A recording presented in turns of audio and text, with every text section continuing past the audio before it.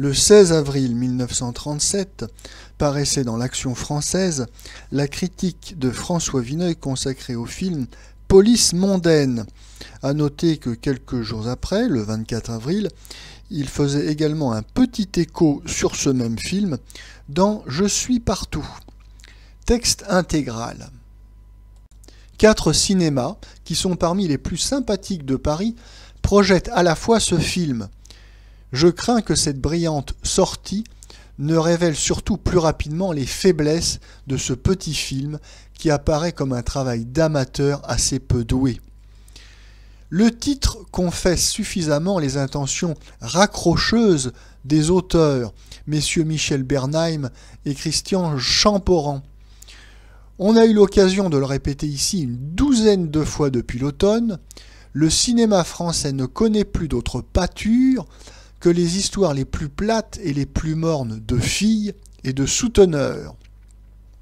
C'est une des conséquences accessoires du régime judéo-socialiste. L'Allemagne, l'Autriche ont connu cela durant des années. Pépé le Mocco de M. Julien Duvivier est du moins un film solidement bâti, cohérent.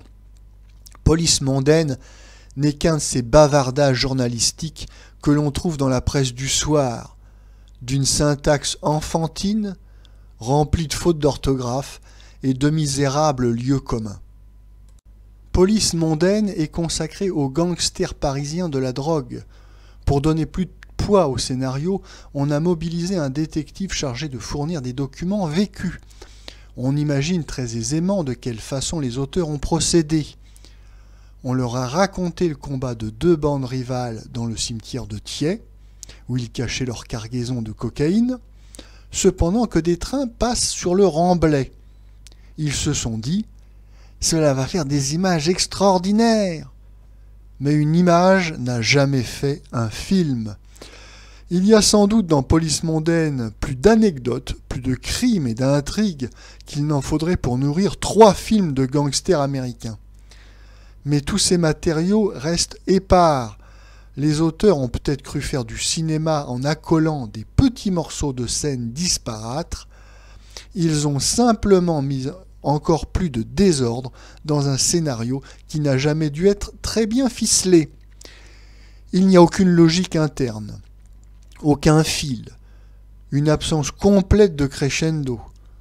On suit cela avec autant de placidité qu'un documentaire sur la conserve des sardines, seul genre pour lequel, jusqu'ici, les auteurs paraissent désignés. La scène du cimetière elle-même est platement racontée. Le pis est que les responsables ont pensé d'un bout à l'autre au film du gang américain, et que cela se sent, imposant plus cruellement encore la comparaison.